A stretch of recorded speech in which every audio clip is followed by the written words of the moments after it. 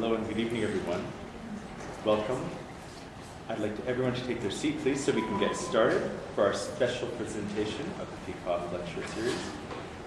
Thank you for joining us this evening to mark this special event, the 25th year of the Western Canadian Centre for Deafness Studies, 25th Peacock Chair, the year of the Peacock Chair inception. I'm glad that you could be here to celebrate with us today. Looking around the room, we have a great mix of people: teachers, university professors, sign language students, interpreters, and members from the deaf and hard of hearing communities in this audience. Wonderful to see you all here today.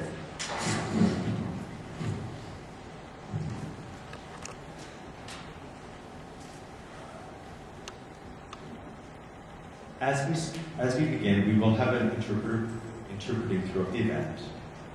If you're unable to hear or something not clear, please let us know. We can get the volume adjusted. We also have captioning available too. If you depend on captioning, please make yourself comfortable so you can see it. And we'll start at 7, we'll finish at 9, and after we've finished, we will have some refreshments available, so please plan to stay for that afterward. Now we'd like to ask Dr. Robin Everall to come forward and bring greetings from the faculty.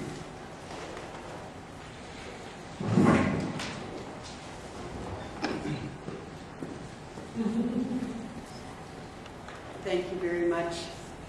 I actually am bringing greetings from the Department of Educational Psychology, and then I'll bring you greetings from the Faculty of Education. It's with great pleasure that I extend my greetings on behalf of all members of the Department of Educational Psychology to the staff and supporters of the WCCSD and David Pyckoff Chair of Deaf Studies, as we mark 25 years of teaching excellence, collaborative research, and community involvement.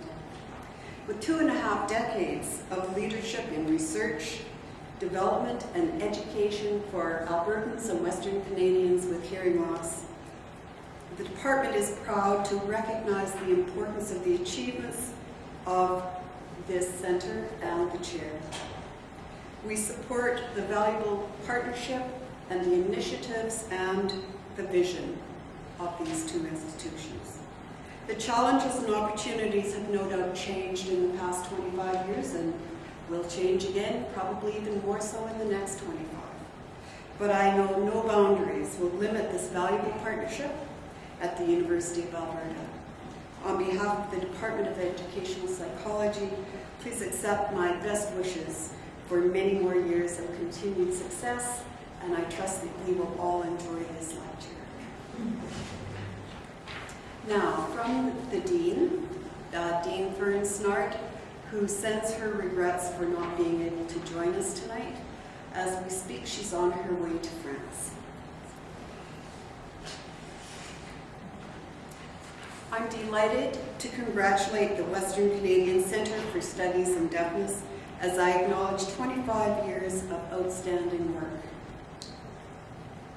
A leading centre for research and development in the area of hearing loss, WCCSD has been a positive force in the growing numbers of students with hearing losses that pursue post-secondary education in Canada and beyond. The centre has drawn more researchers to the field of deaf studies, scholars who are engaging in research and program development that will continue to be catalysts for the growth of deaf studies.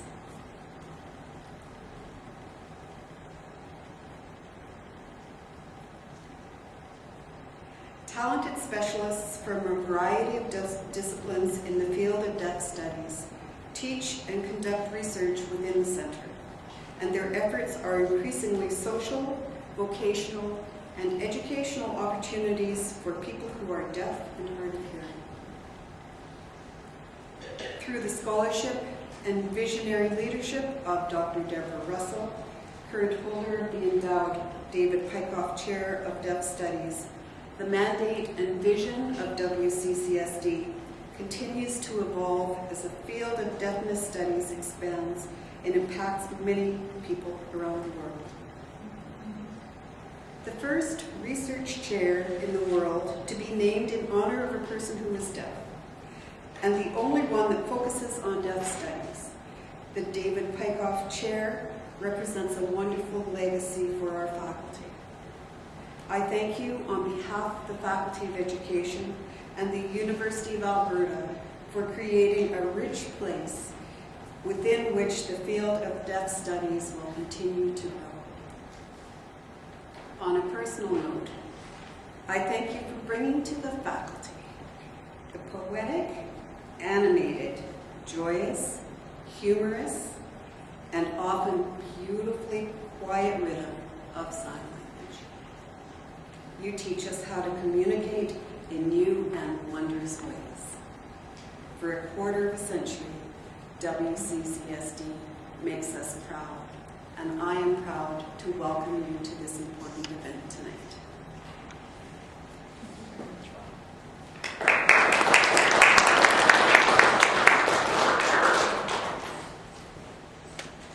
I think what I'll do next is thank Robin for bringing those greetings on behalf of our faculty. We appreciate that.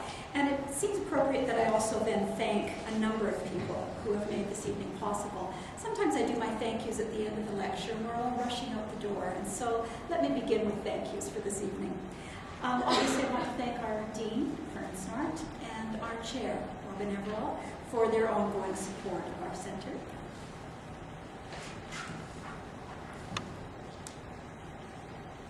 I also want to thank our speaker this evening, Patty.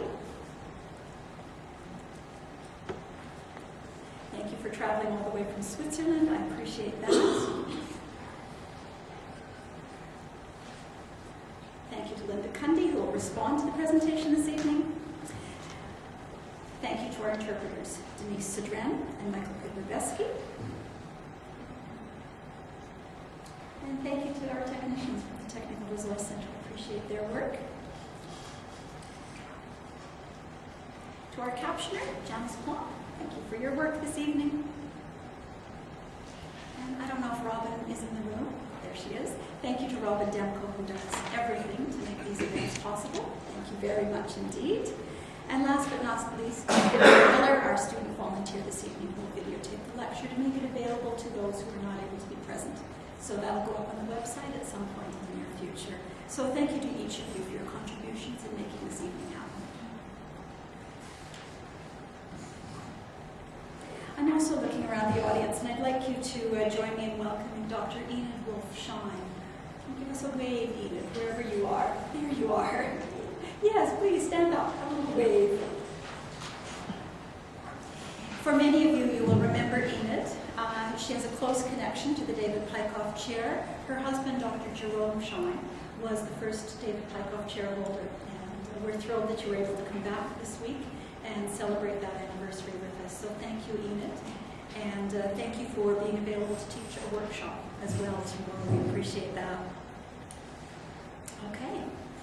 Mike Lorada, are you in the room? Not yet. All right. Then let me move to the introduction of Patty Shores-Harmon.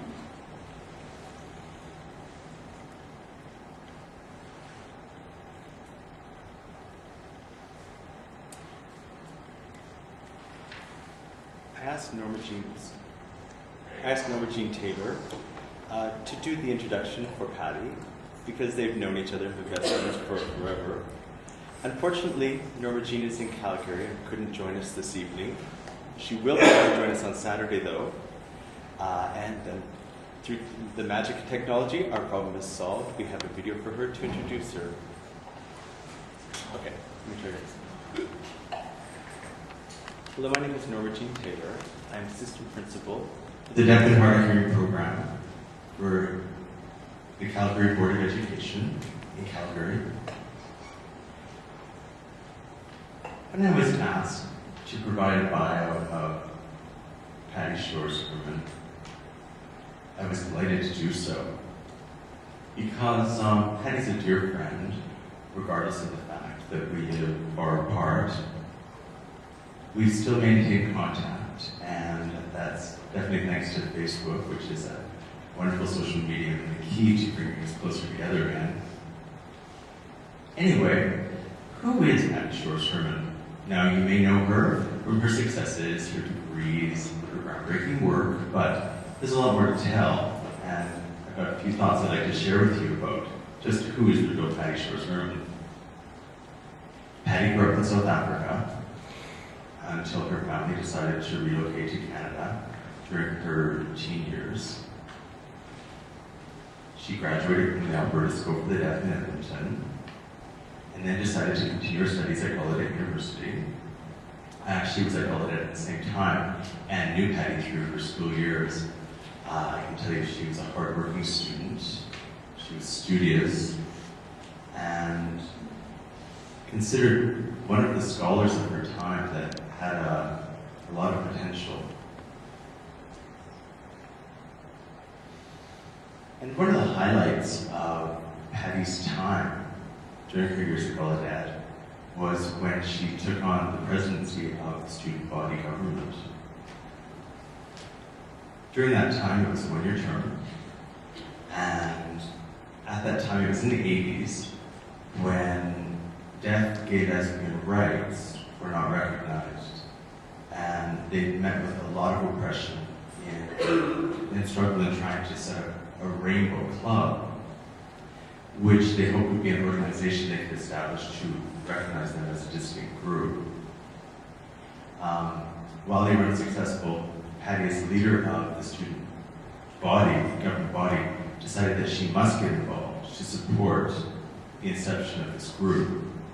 And as we've seen since that time, Patty displays courage, bravery, and certainly thinking far beyond her time. A real forward thinker. And also, it was when she was in the Honors Program for International Studies that she took a trip to Europe. And during that trip, she met and fell for a man who would later become her husband, Roland. And naturally, they're still together now. So after meeting him, she came back to her studies, and then at the last minute, took a quick detour to do a little island hopping in the Caribbean. And I went with her, but I'm not going to mention what happened because, as you know, what happens on the island stays on the island. So after Patty graduated, she returned to Canada to begin her adult life. She was one of the first members of WSCCSD, and joined shortly after returning to Canada. And at the same time, she was one of the first student teachers to do a practical teaching assignment, teaching children who are not deaf using a sign language interpreter, which was quite an accomplishment.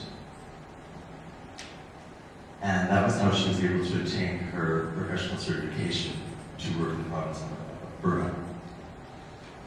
Eventually, Patty relocated to Ontario to work with the Canadian Hearing Society as coordinator of sign language services. And that was really an instrumental time in Ontario because she was able to secure millions of dollars through the Trillium Foundation in order to establish sign language training programs that were designed for sign language instructors. Sign language classes, the number of them exploded throughout the Toronto area and the other offices under CHS. And this trend continued for several years. It was a really wonderful time. But it wasn't only that endeavor, but another that Patty wanted to be involved in, and that was the Deaf Ontario Now movement. I was one of the members of that committee too, because I had moved to Toronto by that time to pursue a job opportunity. Patty, myself, and a few other people, like Judy Rebick, Kirk Ferguson, among others, Gary Malkowski, formed a committee to try and make a strategic plan to try and involve the provincial government, to put some pressure on them to confront issues of deaf education.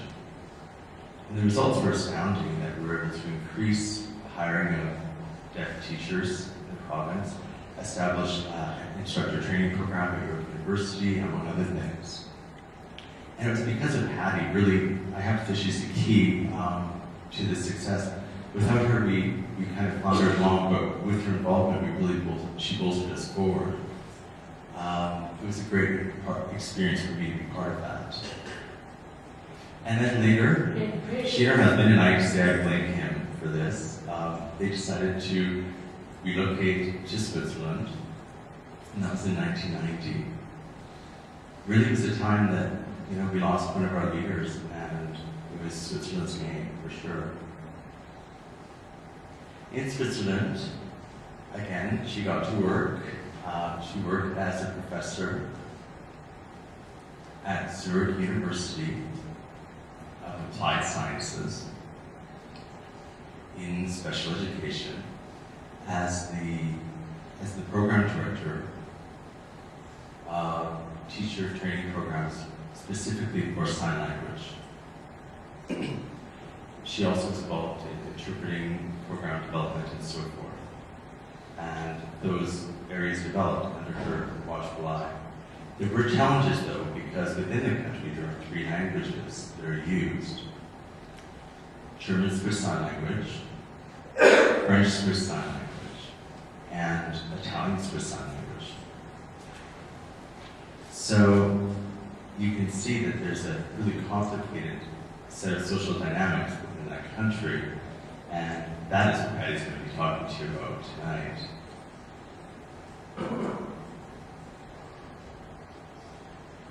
While she was working as program director, Patty made a decision to go back to university, this time in England, and she received another degree, which she just graduated from, and I think she should be congratulated for. Really, I'm proud to be her friend and her colleague, so I hope you enjoy your evening, and I'll see you on Saturday. I'd like to welcome Patty.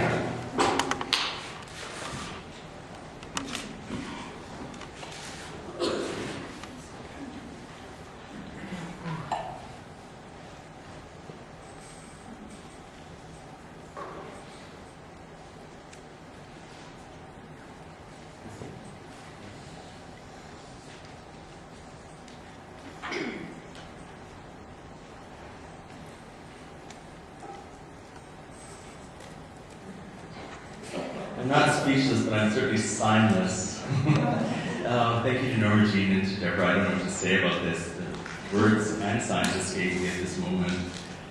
Okay, well, good evening, ladies and gentlemen.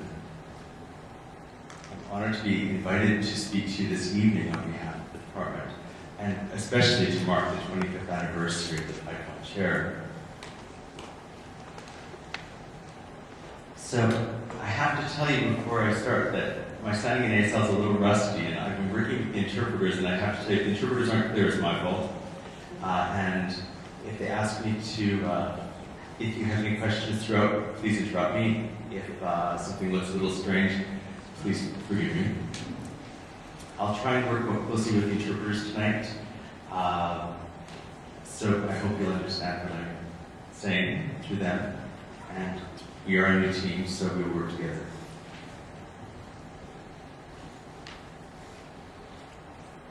So when Deborah first approached me about this, and what I was to talk about, I thought I would talk a little bit about deafness in Switzerland.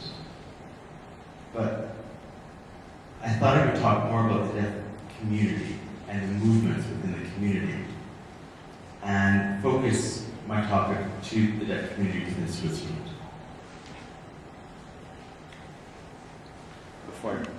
Before I proceed, I'd like to show you this is a sign I use for Switzerland. And in our country, as you can see, it's not a very big country, so the sign isn't quite as big as we use here. It's landlocked. The north is Germany, the west is France, Austria to the east, and Italy to the south. So people do confuse this with Sweden, which is far north. We are Switzerland. Is that clear enough? Just a small country with a complicated history that goes back a very long time. It actually dates back to the Roman era. And was rarely a warring country, and worked closely with other languages and cultures in the area. And that's how our signing community came to be the way it is, really as part of this tradition of shared history.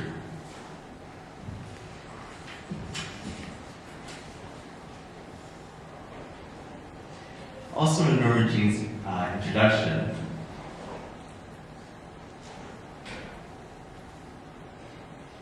she mentioned that I had moved, and she mentioned there were different languages used, so I thought I would go through them with you. There's German, which is the majority of the population, Swiss German. There's a French-speaking area, an Italian part, and then the part in pink is the mountain people, the Romish. So there are 4 official languages within the country.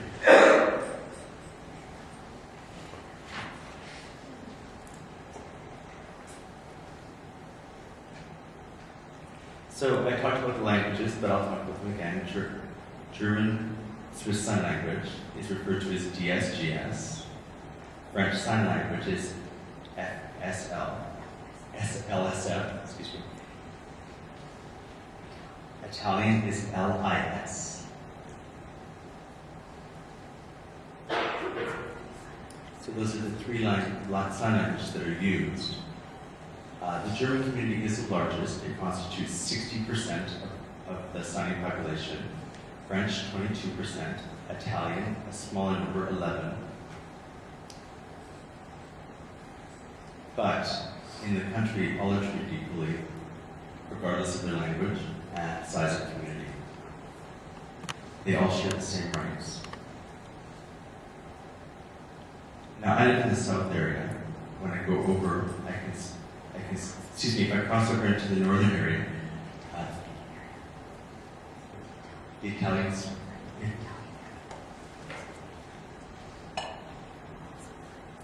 if I cross over into the Italian-speaking area,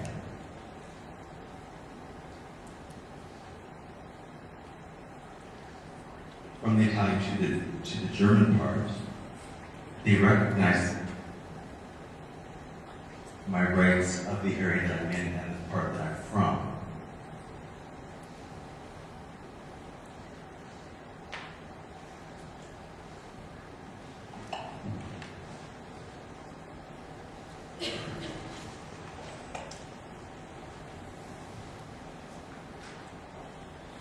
I'd like to now provide you with some background information. 3 different perspectives: the political, the civil, and the academic.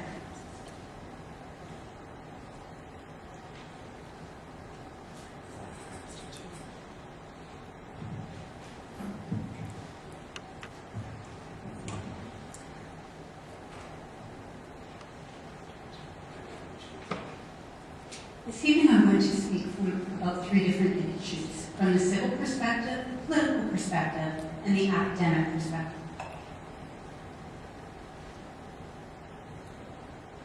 And I would like you to provide a little bit of background information that will then apply to the sign language community.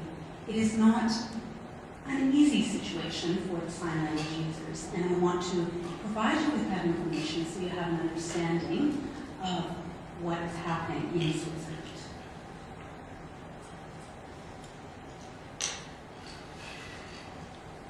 And now with the civil perspective. As I mentioned, Switzerland has a long history, and it is a direct democracy where the people are involved in the government.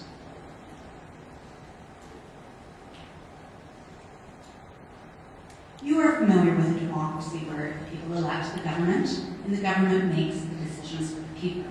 However, in Switzerland, the people make the decisions. There are elections on a number of different issues on a regular basis. And so people make those decisions themselves to then enact change within the government. So that's the difference between a direct democracy and a democracy.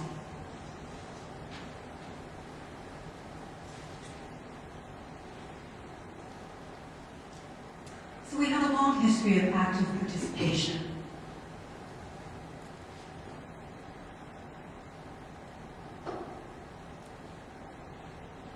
It is a civil society, whereas Canada is a common law society,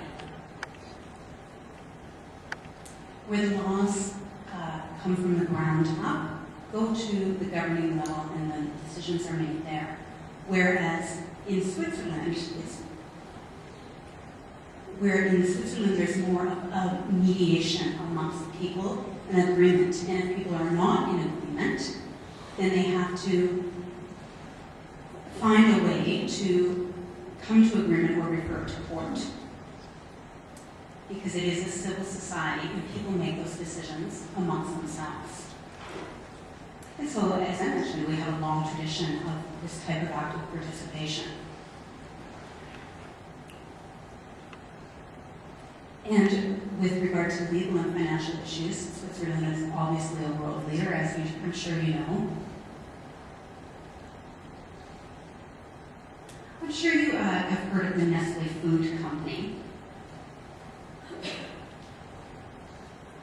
And even today, I was reading in the Alberta newspaper when I was here that the Nestle Company wants to come to Alberta to sell water.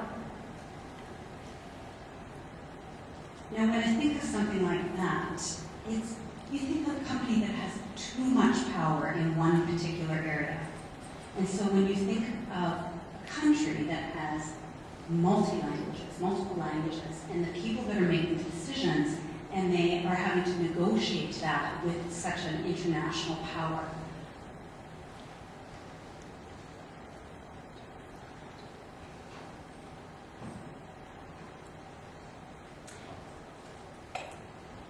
Now moving on to the ideology and the philosophy. Once again, Switzerland is different than what you have experienced. When you think of access, often people don't have the type of access that they want, and they're barred from everyday participation. As the example that I gave with Nestle, a multinational corporation, it is a huge network, and it operates globally. And so for us, for Switzerland, we need to focus more on accessibility issues rather than on rehabilitation practices that have happened in the past.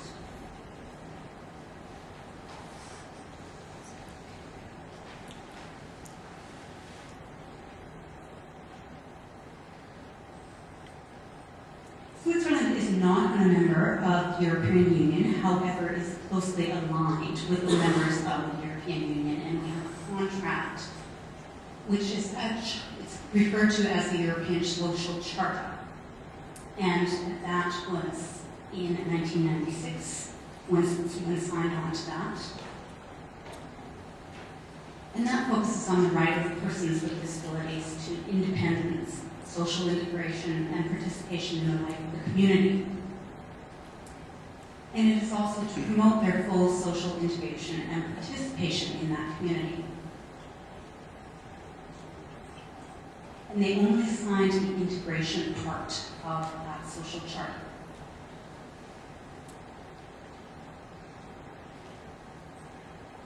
And so, having an understanding of how the legal system works and then how that applies and is realized within the community is what I would want to convey this evening.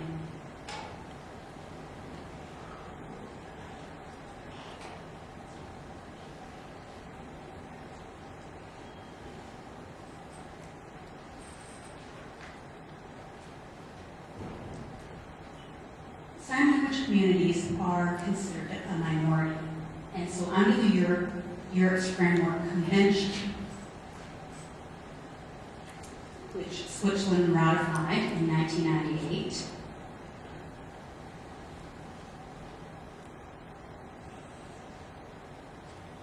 and then secondly, there is a monitoring process, and that the second report was implemented in 2007, and that is looking at how the legal system will then enact or monitor the convention.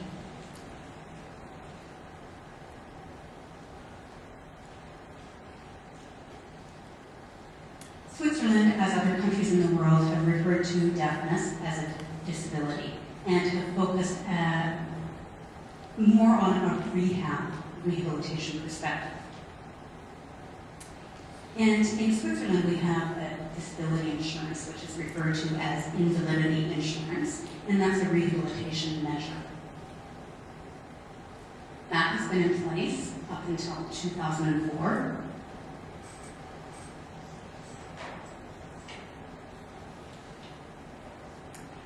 And then as in 2004, the people fought to enact something that is similar to what you would be familiar with, the Americans with Disabilities Act. It's very similar, and that was enacted in 2004, and then which led to also the Federal Department of Home Affairs for people with disabilities. And this has led to a change in movement towards changing the legal system, and then how that then affects the sign language and action within the community.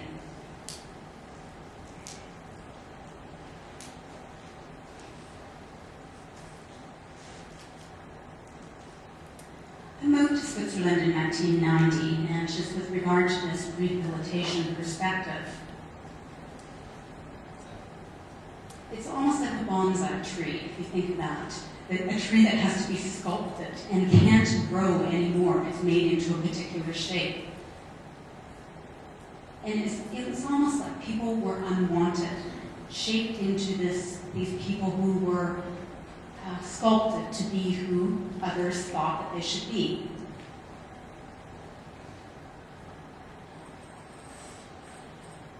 So, having moved there in 1990, sign language wasn't really recognized. As you know, here in Canada, in the 1960s, when sign language started to become recognized, and as you know, with other languages. But in Switzerland, sign language was actually considered shameful. So as a newcomer to that community, I thought it was best to take my time to sit back and see what was happening in the community. You can see this part on the PowerPoint slide that's bold here that speaks to help the disabled become mobile, communicate with others, or increase their personal independence. And that's where the discussion of policy toward action began.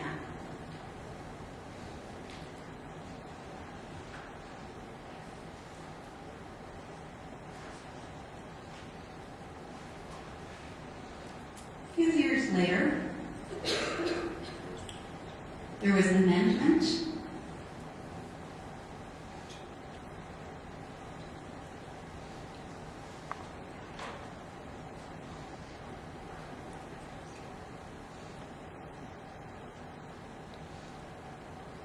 So this, as I mentioned, led to movement toward enacting a second law, which led towards independence and allowed for payment for interpretation and access to communication. This was specific for education, training, and retraining. It was a step, however, it wasn't enough. We knew that there was still more work that needed to be done.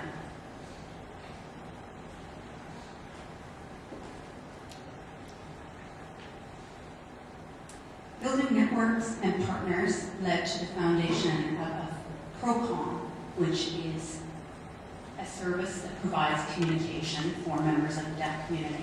And this was founded in 2007.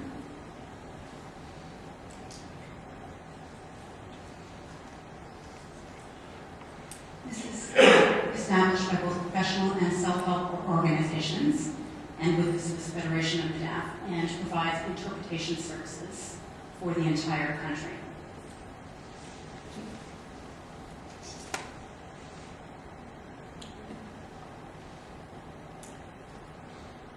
They are not responsible for providing the payment. They're responsible for providing the access of interpreters and making sure whether somebody needs an interpreter in Swiss Italian Sign Language or Swiss German Sign Language. They are responsible for doing it.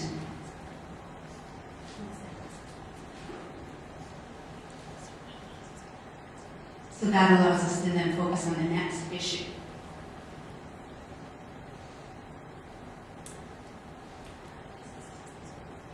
And I emphasize that these are professional interpreters. They are not volunteers. They are paid for their services.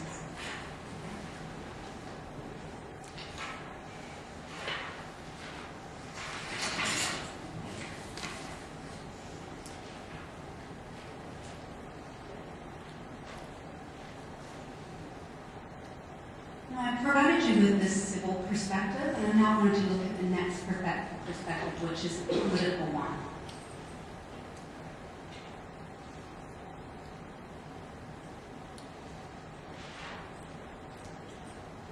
The first important year in this movement was in 1981, which was the UN Year of the Disabled. And I'm sure you're familiar with that being here in Canada because it was an international celebration, International Year of the Disabled. And this is where people had to take a look at the rights of deaf people. And this is where the movement first started. Now keep in mind, I moved in 1990, and in 1991, working at the university, my first project was, I recognized that I needed to hire a linguist to do some research, because there was so much that was unknown. The need was to provide the academic research that would then lead to supporting this movement. The researcher that I hired was Dr. Penny Boys-Brain. Some of you may be familiar with her. She's a Swiss American, I'm Swiss Canadian. She's hearing, I'm deaf. However, we work very closely together. I hired her and received money through the National Science Foundation for her to do the research that she did. And at the same time, the Deaf Association was starting to mobilize as well. They were looking at what they needed as a deaf community. And in 1994, the Swiss Association of the Deaf went to Parliament. And a deaf person attended Parliament, said, I'm deaf, I use sign language. They had no experience with having a deaf person in Parliament, much the same as Gary Malkowski, who was an MPP in Ontario, and that was a new situation for the political realm in Ontario. And so what he did was he showed up at Parliament, and he said that he required sign language, and used sign language to communicate, similar to the Deaf Ontario Now movement, and the Parliament then asked the university to establish this project. And it ran from 1996 to 1999. This was a descriptive project.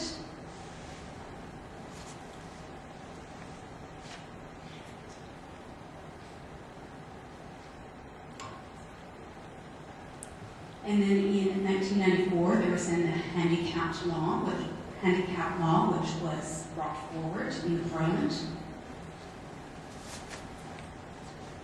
This was working with other groups of disabled people.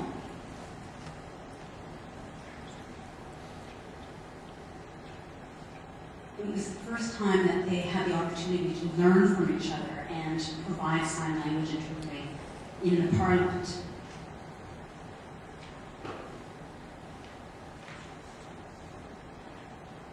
Prior to this time, people with disabilities were not allowed to vote within Parliament, and after 2004, that change was made. So it was a huge breakthrough.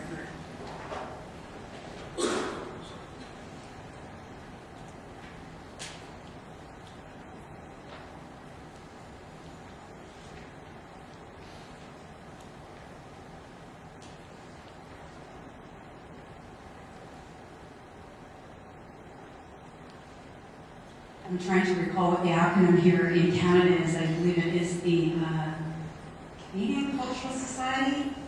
No, that's not correct. Drawing on the similar experience that an interpreter would be paid once it is dictated by the government, then an interpreter would be paid to provide those services and access to people who are deaf. And later on, I'll show you an example of interpreters on TV. And now going on to the third perspective, the academic perspective.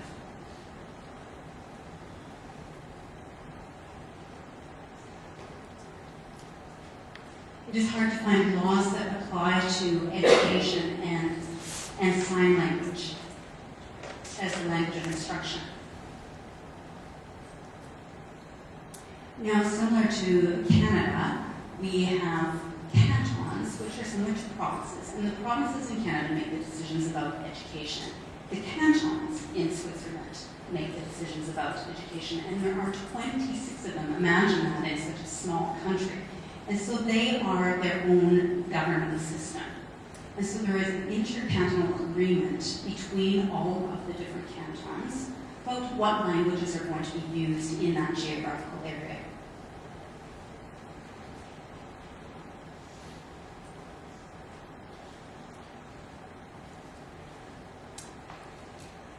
And in 2004, there was another breakthrough, which had to do with the European Union and establishing a policy which would provide a new opportunity for sign language to be incorporated, a new opportunity with regard to sign language. And this was with regard to mother languages. For example, I live in a German-speaking area. My children, their first language would be German, their second would be French, and their third would be a foreign language, and their fourth would be English. And perhaps a fourth would be a sign language.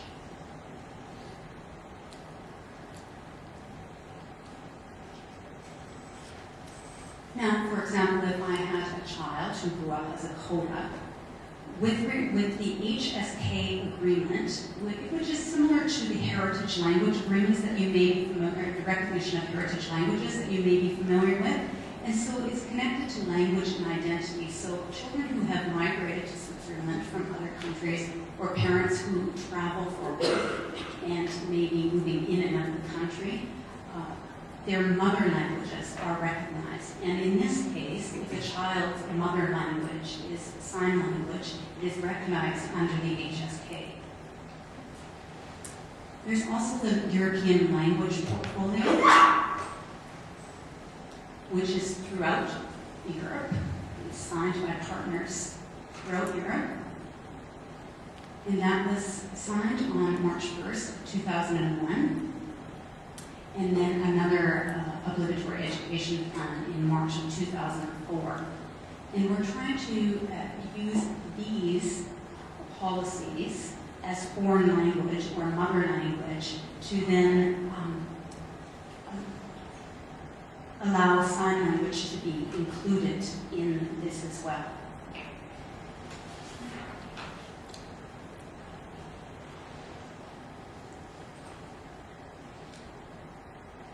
So now giving you a perspective of the country, but now more specifically sign language.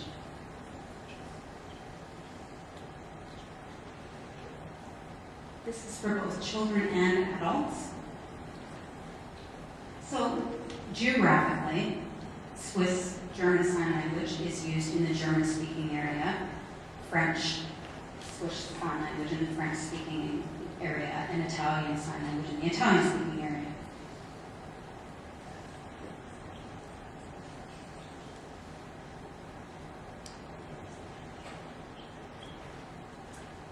they don't incorporate an international language. They respect the language rights amongst each individual area.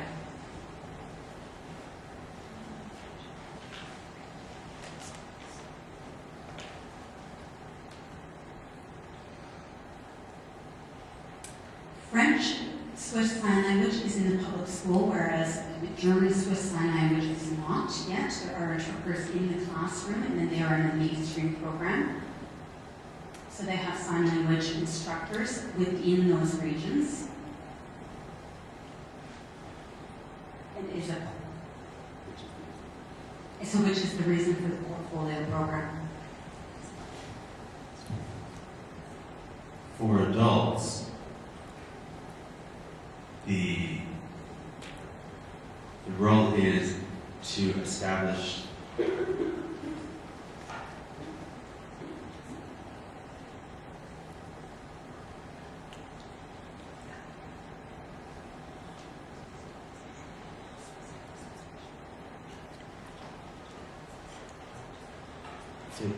the Swiss Federation of the Deaf organizes Swiss-wide adult training in their regional offices.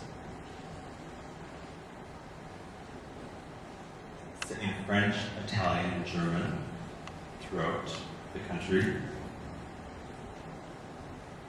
Now they are beginning to provide opportunities for hard of hearing and deaf people, though that has not been in the past. With that, they are able to provide services for people who are interested in learning sign languages with government funding. Because we have a lot of people who migrate from Arab countries where women are not allowed an education.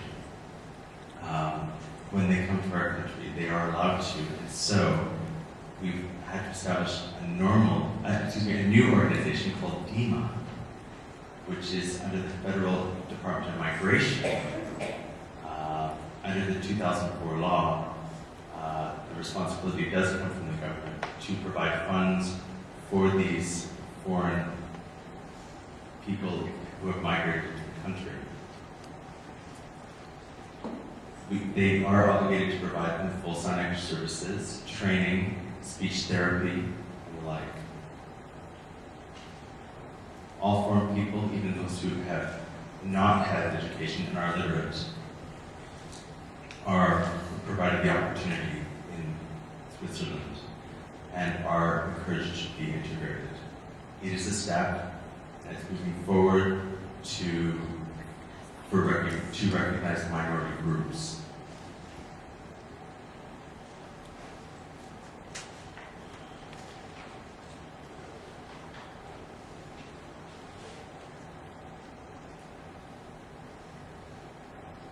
For this group and in the society, it's required for these people to be part of the society. They must be integrated, and so therefore they must be given training. And in order to do so, people are required to have a BA for Swiss German sign language.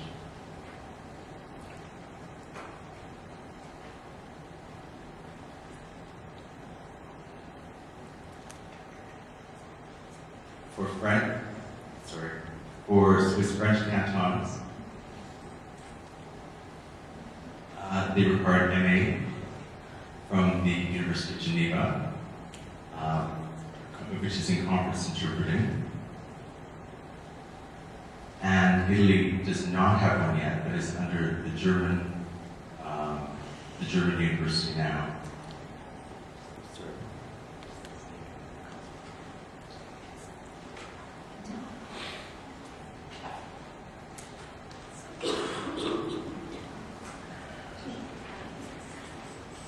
With the Italians with sign language, they don't have their own training center, so they're incorporated into the Swiss German training program currently.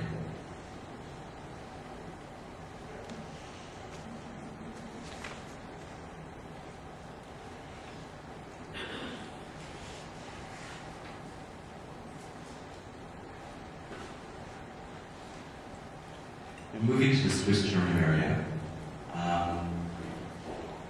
we have established a BA level training program. similar to Canada. And we recommend that level for interpreters. Now for conference interpreting, they require a master's, but we're starting with the BA first and starting the process from there. Last September, we had our first cohort come through and graduate.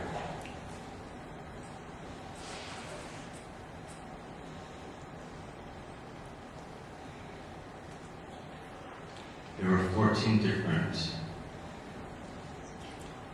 cantons included in this, and worked as a collective.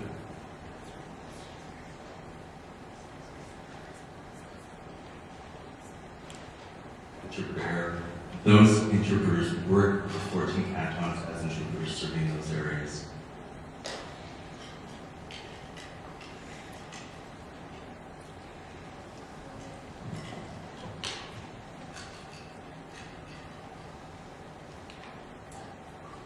We are working in cooperation with the Applied Linguistics Institute of Translation and Interpreting. We're not doing this all on our own because they focus on spoken language, foreign language interpretation, and there is a lot to be gleaned from their work, and we're working in cooperation with them. Now for sign language instructors, I'm going to take a moment to focus on them. The Swiss Federation of the Deaf is working in cooperation with us.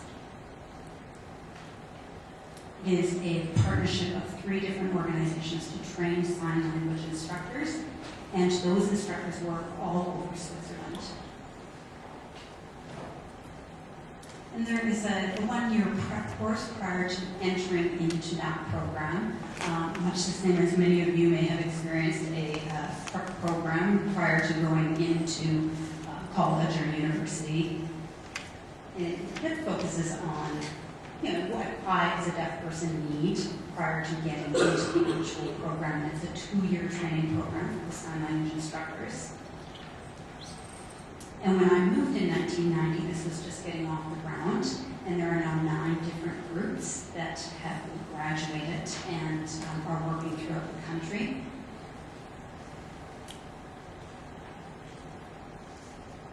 And we're now, for the first time, teaching Italian sign language instructors, and we're working in cooperation with the Italian spoken language instructors. And it is certainly a challenge in the classroom.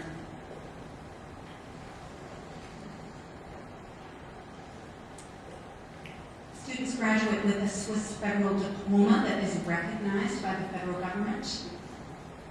Interpreters get a BA from the university, whereas the deaf instructors thought that they wanted to also have credentials similar to those of interpreters, and it's recognized by the government. And now going on to the academic perspective, I'm going to focus in a little bit more on the research that has been done and is currently being done, and that's the area that I work in. And I'm going to tip my German hat to the University of Alberta and the 25 years of work that has been done here, because I believe that I am also being a pioneer, much the same as WCCSD was 25 years ago. And as I provided you with some information over this evening, and I'm now narrowing the focus to the research.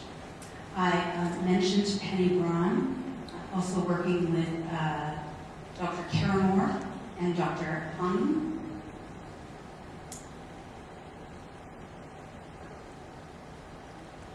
First, we gathered a data set of 10,000 signs in Swiss German Sign Language. Developed a linguistic data bank.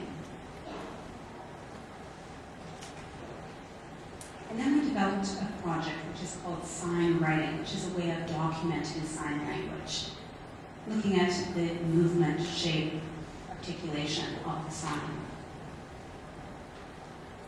We also had another small project that looked specifically at vocabulary for sports and leisure. And I am going to show you a video clip of that a little bit later.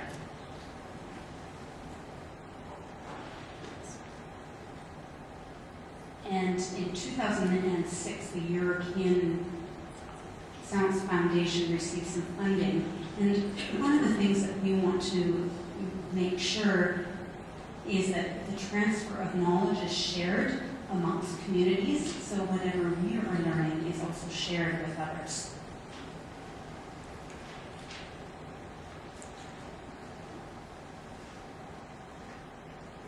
Our most recent research project is from the Technical School for the Deaf. And our next project is going to link sign language with the Common European Framework. And that's what we're hoping to be working on in September. We do have funding for that. We're going to at first have a network meeting with the European Science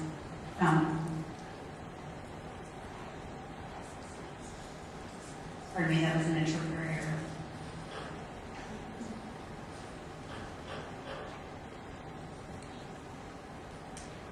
Pardon me, that network meeting will be with all of the university instructors.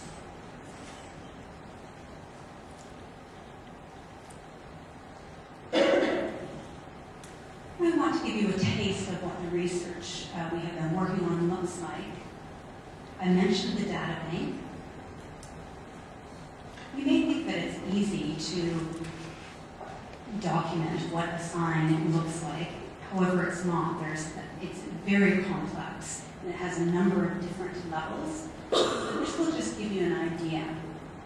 It's very important that the university community network works together, and it's really nice to have that level of cooperation. Now, I wish I had a pointer, but if you can see up there, in the circle, that's the sign writing system, and then further over, it's a way of documenting, and this is at the University of Hamburg.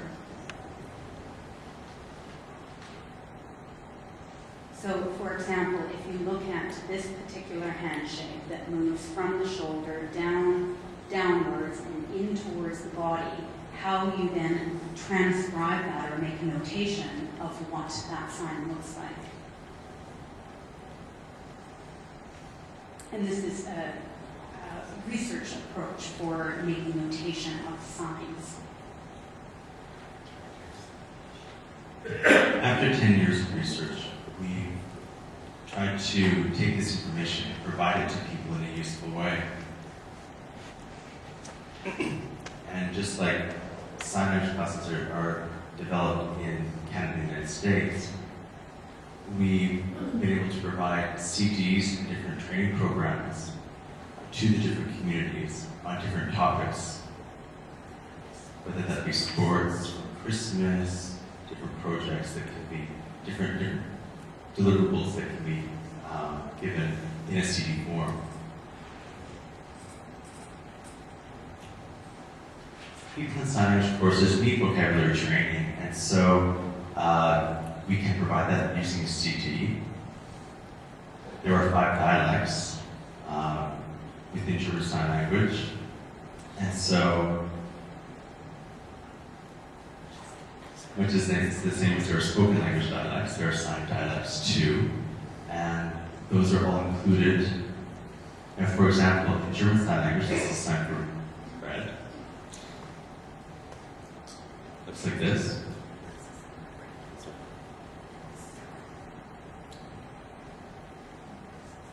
This is the sign. Insert. In another city, it looks like this. Another example is this. And Lucerne, it looks like this. Just for example. And all of those are included. All of those dialects are included in one package shown with the sign. And they're given equal recognition. So a learner can click on whichever dialect he or she chooses and get the appropriate instruction and vocabulary.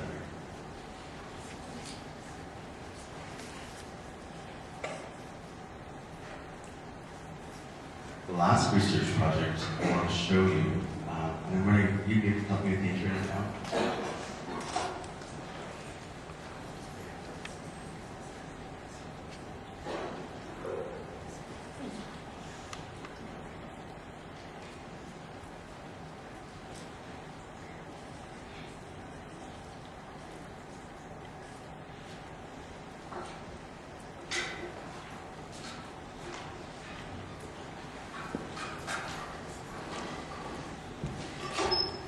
Okay, so on the internet, and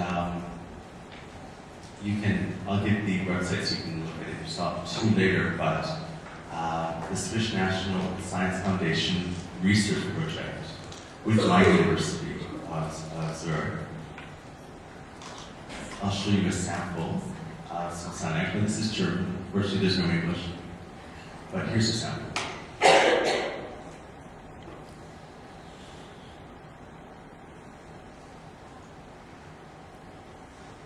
This is the word sugar. So there's a sign.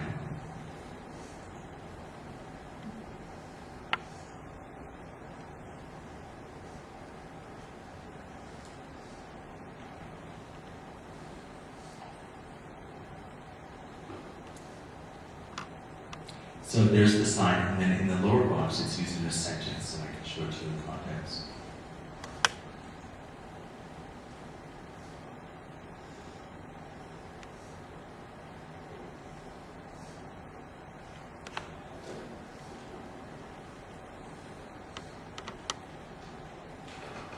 And it talks about sugar being made from two particles, excuse me. I'll look at the sentence again, hold on. Without an interpretation.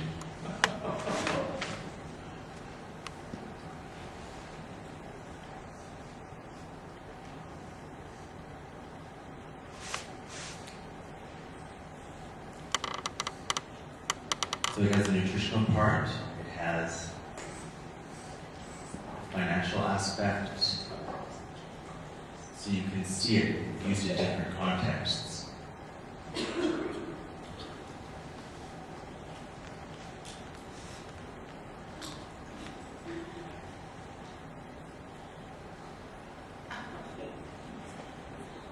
So here's an example in use for the word payment.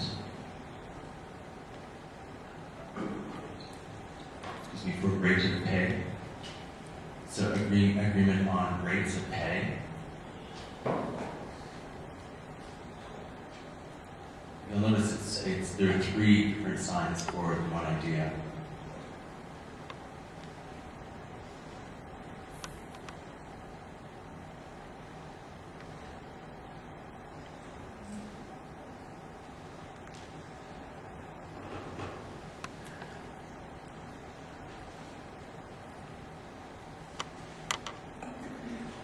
And then showing the contractual agreement between the buyer and the seller, and how they're negotiating the payment of the contract.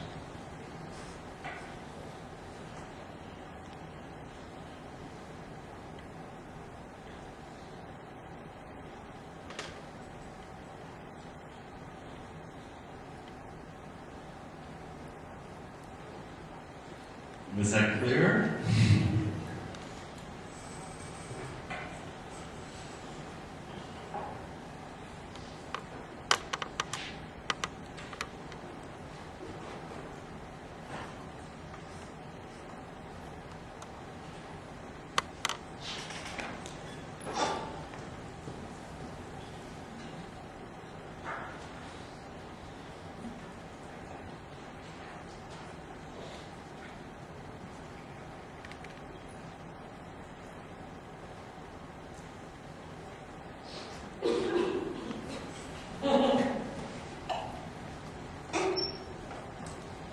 So if you're interested at home, just for fun, you can take a look at it.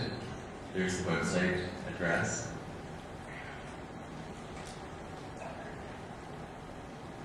Now from the research, it's given and disseminated through the deaf organizations, providing a dictionary in the 3 different sign languages, and I'll show you this to you in the next slide. There's the web link.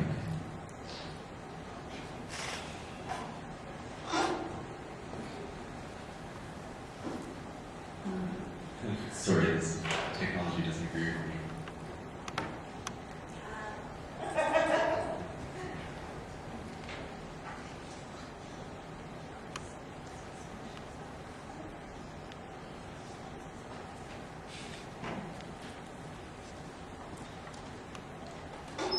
This organization is like the National Association of the Deaf, or excuse me, the Canadian Association of the Deaf.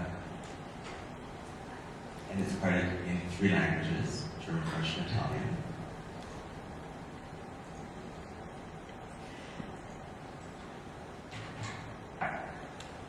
House. And it has the example of an opera house. So it uses the compound word.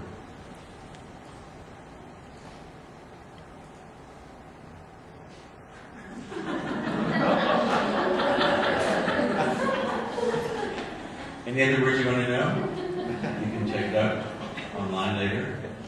Let me see a French one for you.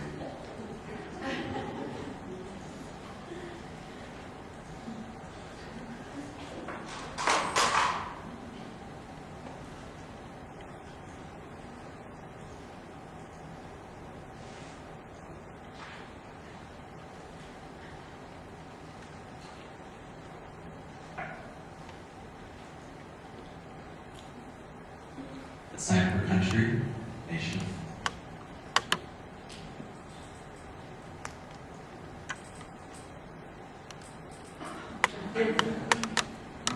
Martinique, excuse me, this interpreter, the sign for Martinique. So that's just an example of some of the research work that's been done and how it's been disseminated to people for their use.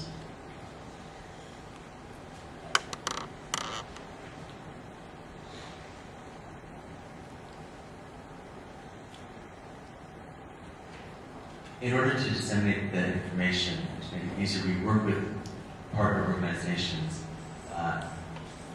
called VUGS that support the work.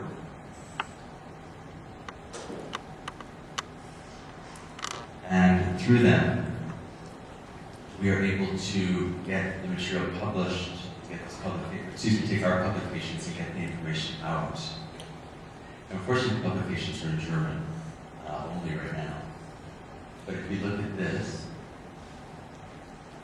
it has a publication list, and I think it numbers around 100 for different projects and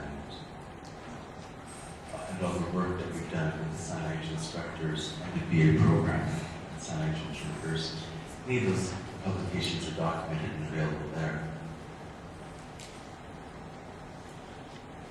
So after students graduate from this program, there were 5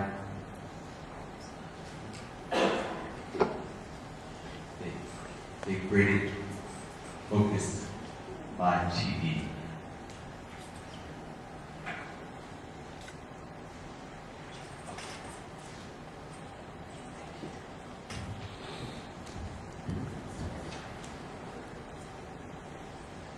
So here's the news captioned in German. And I'll give you a sample of this.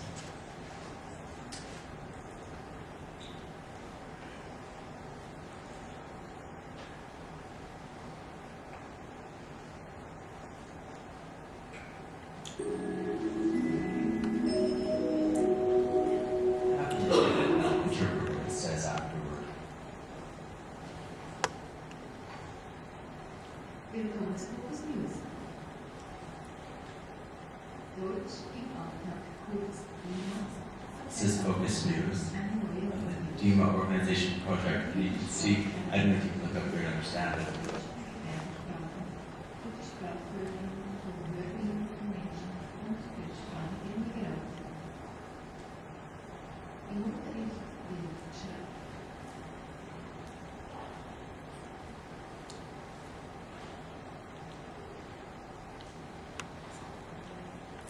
As I talked about the Federal Department of Migration if this is a news clip that's speaking to that word.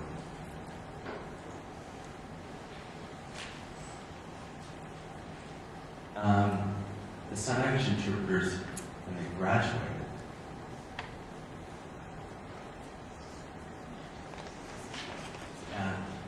they have a strong connection to the music community. And as you know, the music is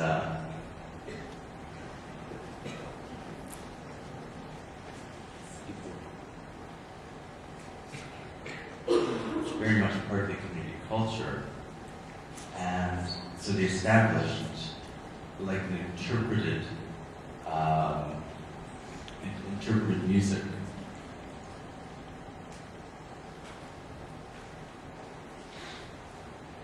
This began as on a volunteer basis, but now is beginning to receive funding.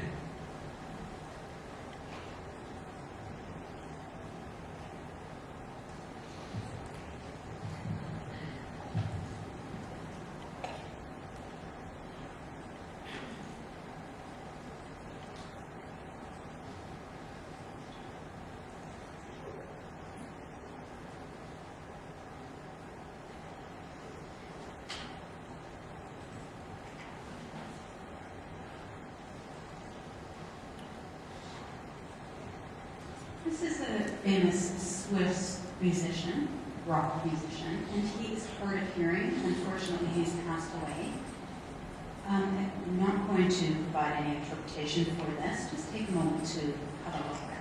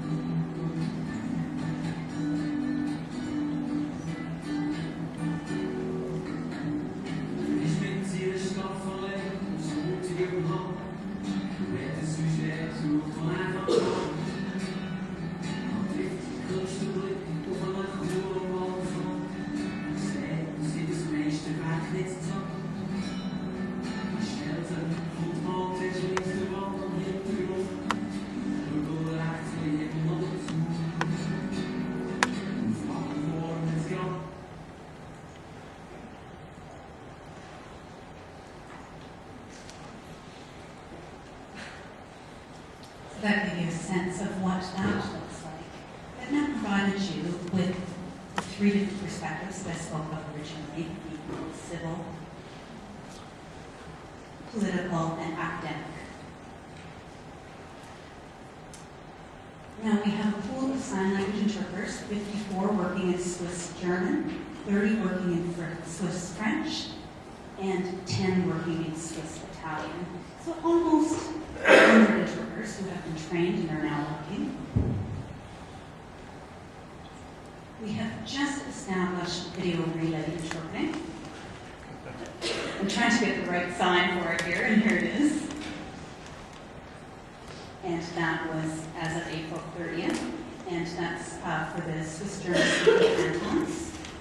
And Swiss Italian will be next year, and Swiss French will be in 2 years, as you can see up here on the slide. And I showed you an example of the interpreting on TV. Now, moving on to the challenges. Now that we have news programming interpreted, it is a challenge to provide that in all of the different language areas of the country. Hang on, before I move on to this slide. All right. Just going back to that last slide that I showed you. When I spoke of the rehabilitation perspective, and now more looking at the access to communication, and when you look at the number of interpreting assignments, they're up to over 1,000 and still growing. And so this is due to the influx of professional interpreters who are working out in the community. Now the community is now more respectful of the language, and because of that, deaf people have an increased sense of pride and are able to access and be more active in their daily lives because of access to interpretation. When I go back to Switzerland in 2 weeks' time, there's going to be a conference on sign language in Switzerland, reflection and prospects in research, interpreting, teaching, and learning. And this is a first of its kind conference. And it will be provided in spoken German, French, and Italian.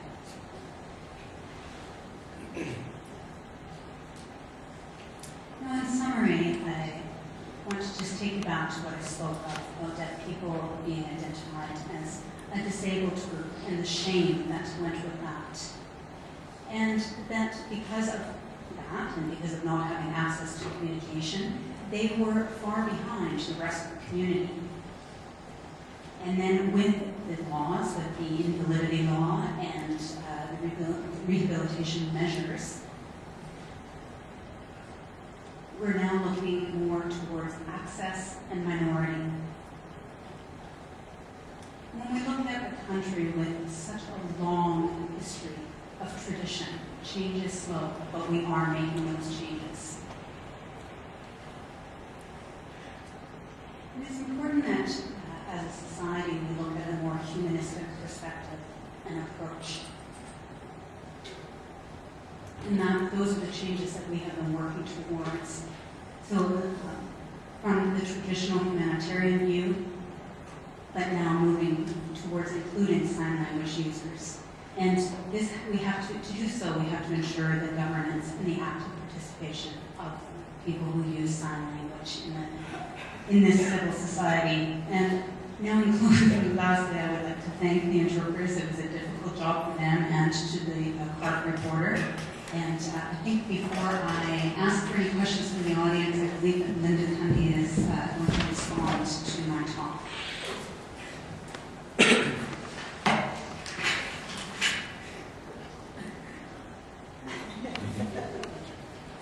You can take a seat or you can stand. We'll be back up here in a minute, I'm sure. Thank you from all of us. I'd like to say thank you to WCCDS, the Center for Deaf Studies, for bringing Patty back home to watch her share her ideas, her work, sharing the same passion that I remember from the 19-somethings when she moved here from South Africa. Bright blue-eyed teenager that she was, with her older brother John, entering into the School for the Deaf with such worldly knowledge and intelligence. And she was every teacher's dream. Everyone could dream to teach a student like her. I followed her career and her work, and her learning and incorporation of Canadian culture, and into a career that just seemed to be designed for her skills and her passions.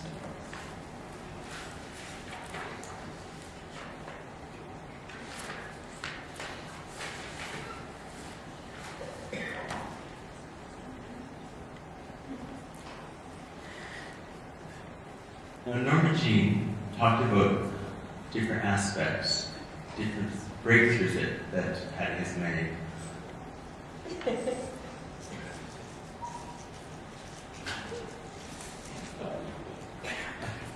And really, her middle name is Breakthrough, I believe. Isn't that correct? Yes. And so she moves to Ontario, breakthrough after breakthrough. Moves to Switzerland, once again, breakthrough after breakthrough. And through her work, after listening to her presentation and her discussion about the Sign for Switzerland, I've certainly learned that. And, you know, Canada has 2 official languages, English and French. But are people really bilingual in this country? And I think not. I mean, spoken English people aren't always fluent in spoken French. Fresh spoken people. Some are fluent in English, but not all. English speakers and French speakers really don't share much of the same country in many ways. Very different than the situation in Switzerland. The same is true for ASL users. How many are fluent in LSQ? I would say 0. And LSQ users fluent in ASL? And there are some, but are they really a bilingual group, and are we really embracing bilingualism? I think not. And so when you think about the numbers of languages that Patty knows, obviously she's a multilingual user, and she's able to, I would say, she must have 6 or 8 languages that she knows already, that she can use fluently. So, you sit down and when I was speaking earlier tonight, and we started counting them, I think I could count about 12, 11 or 12. British Sign Language.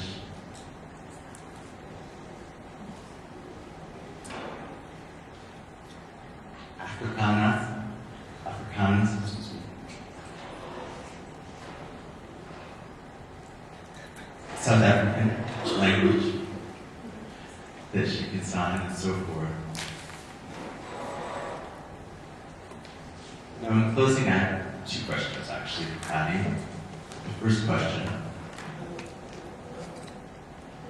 she's talked a lot about the common European framework.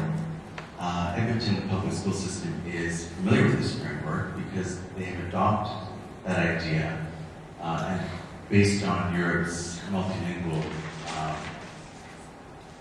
theme. And so we've adopted a passport, a language passport, and we rank fluency ABC. And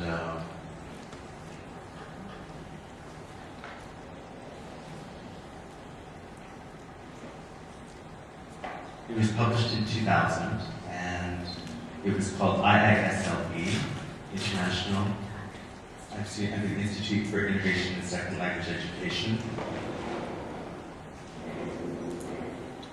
We adopted that passport idea and used it to develop our own language passport. And ASL is included in that in Canada, which the European passport does not yet have.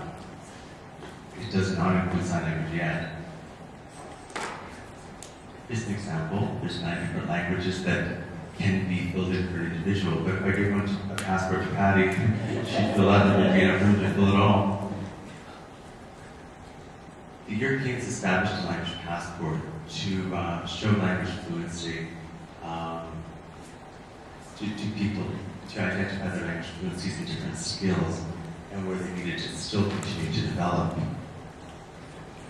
Now I'd like to ask Patty to come back to talk a little bit about the political climate among Swiss German, Swiss French, and Swiss Italian groups.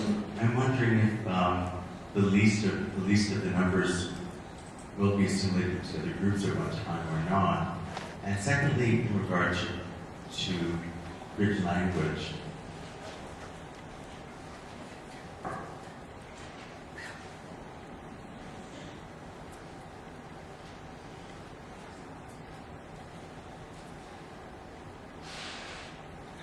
is the acceptance of sign language able to help with the development of literacy?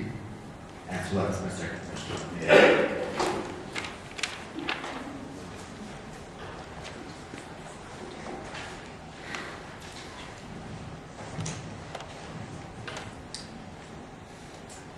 Thank you for your questions, Linda. I'm going to respond to them both. A moment to think about that, but I'm going to respond to your second question first, actually. As you mentioned, the language passport is similar to the portfolio that I spoke of earlier. And so now I'm going to ask you a question, Linda. Looking at that requires 4 competencies: reading, writing, speaking, and listening. listening. Those are the 4 competencies. And now if you were to look at a parallel of that in sign language, would be signing, the production of sign language, the ability to listen to sign language. Expression is the same as actually signing it. So the sign language production would be similar to spoken language. So when you look at those 4 competencies, we would have to eliminate 2 of them because the written component of it, because we don't want that parallel. We think that it is more adaptable.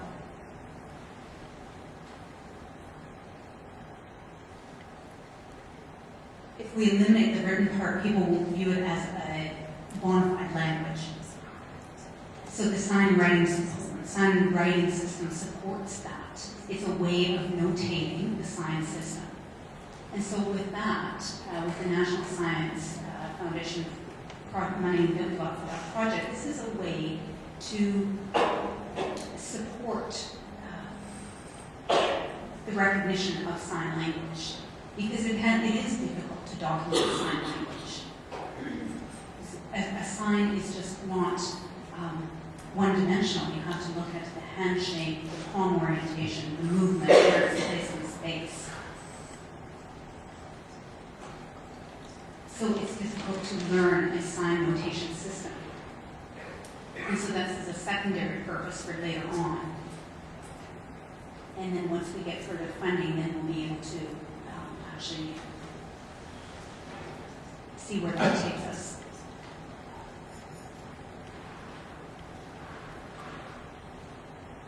I don't believe that Switzerland will ever be a one-language country, just because of its long tradition of being multilingual. When you think of lingua franca, and in Britain, lingua franca is English.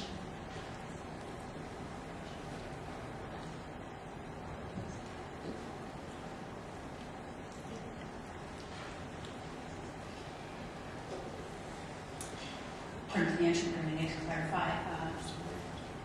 Switzerland has 4 official languages. Now, when we think of parallel of lingua franca in Britain, or English, pardon me,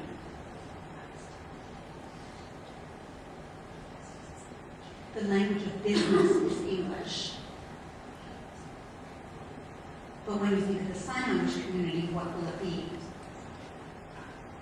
We certainly see China taking over as a dominant language. And we see their way of writing systems as well. So when you think of people in Shanghai, they're required to obviously know that language rather than English, even though English is the language of business. And so now, it may be that the language Chinese may be the language of business. It's becoming a lot stronger. And we certainly see the United States not economically being the same power as China. And so when you think of the power that the States has with regard to language, you're going to see issues come up here and see the destabilization.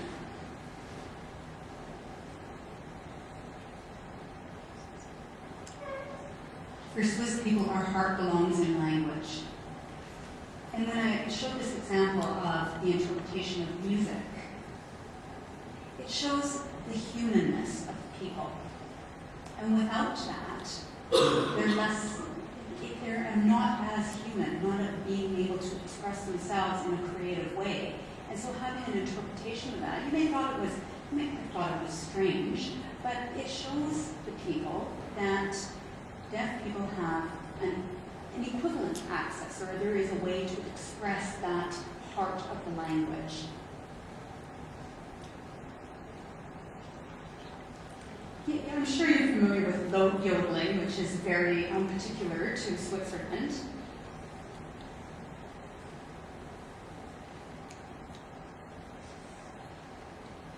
And there is another way of doing matter of her